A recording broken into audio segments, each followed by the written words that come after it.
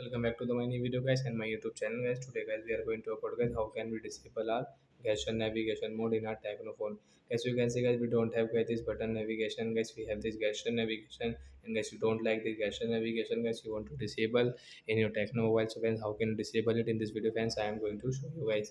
So before starting video fan, first of all go and subscribe the channel, click the bell icon, like my video. So when first of all open your phone settings to disable your gesture navigation.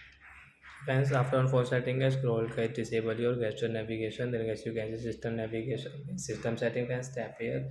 Guys, you can see system navigation. Guys, again tap here. So you want to disable guys your gesture navigation. Guys, you want to enable your three button navigation. Guys, you can enable from here. Guys, your gesture navigation will disable it, and guys, you can use guys your three button navigation setting. Guys, in your Tecno mobile. Guys, you want to back, home, and screen button. You can see guys. So I hope friends you've understood how to disable gesture navigation in Tecno phone. So that's it guys. Thanks for watching the video friends. We will meet in the next video. Bye bye friends.